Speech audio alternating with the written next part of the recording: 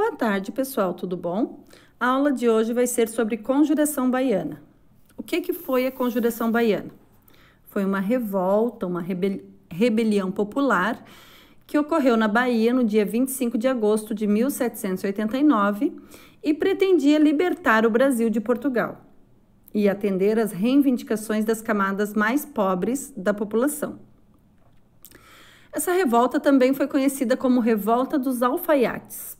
A agitação popular era composta, em sua maioria, por escravos, negros livres, mulatos, brancos pobres e mestiços que exerciam as mais diferentes profissões, como alfaiates, sapateiros, pedreiros, entre outras. Estes queriam a independência da capitania da Bahia, do domínio de Portugal, além do aumento do salário dos soldados, e eles queriam também criar uma república, a República Baiense, onde todos seriam iguais, como os ideais da Revolução Francesa. Vocês lembram qual eram? Liberdade, igualdade e fraternidade. Quem foram os líderes da Conjuração Baiana? Os principais líderes foram os alfaiates João de Deus e Faustino de Santos Lira, os soldados Luiz Gonzaga das Virgens e Lucas Dantas, homens pobres e de cor e sem prestígio social, e estavam ligados aos movimentos da maçonaria. As ideias políticas da Revolução Francesa continuavam ao chegar ao Brasil, inclusive por intermédio da maçonaria. A primeira loja maçônica, Cavaleiros da Luz, criada na Bahia, contava com a participação de intelectuais como José da Silva Lisboa, futuro Visconde de Cairu, o farmacêutico João Ladislau de Figueiredo, o padre Francisco Gomes, o médico dos pobres Cipriano Barata, professor de latim Francisco Barreto e o tenente Hermógenes Pantoja, que se reuniam para ler Voltaire, traduzir Rousseau e organizar a conspiração. O fim de um sonho. Peço a vocês que acompanhem a leitura da página 94 do livro didático de história de vocês. Logo ali no segundo parágrafo fala assim: o governador da Bahia realizou a execução com pompa, um verdadeiro espetáculo para ser visto por todos. Mandou construir uma forca nova e bem maior do que a anterior na Praça da Piedade, em frente ao convento de Nossa Senhora da Piedade, centro mais concorrido da cidade de Salvador. Para esse tipo de punição, as leis indicavam o lugar mais público possível.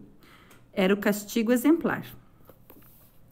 Luiz Gonzaga das Virgens e Lucas Dantas de Amorim Torres, ambos soldados e aprendiz de alfaiate, Manuel Faustino dos Santos Lira e o mestre alfaiate e dono da alfaiataria João de Deus do Nascimento foram enforcados e esquartejados na tarde do dia 8 de novembro de 1799. Presos desde o ano anterior, tiveram seus últimos dias acompanhados por um padre que deixou um relato detalhado sobre eles. Segundo o relato do padre, 2 deles tentaram o suicídio, sem sucesso. Outros 2, Luiz Gonzaga e o mestre alfaiate João de Deus, estavam enlouquecidos. Mais 7 pessoas condenadas pelo mesmo delito foram obrigadas a assistir o enforcamento, sendo depois desterradas para a África, mandadas para a África.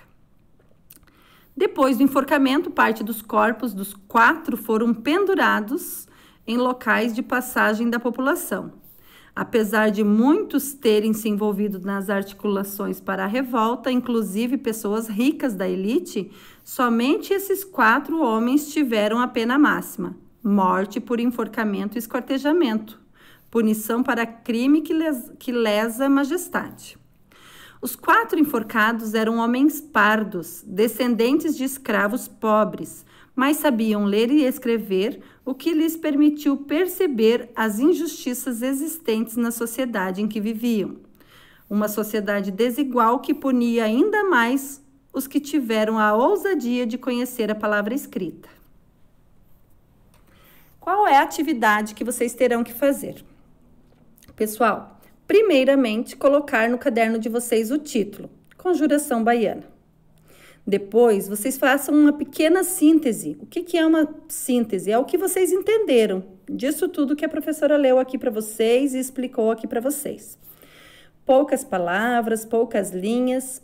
Aí, vocês tiram uma foto e mandam para a professora ver quanto foi o entendimento de vocês. Por último, vocês irão responder a avaliação que eu vou enviar o link depois, ok? Muito importante, façam a avaliação com calma.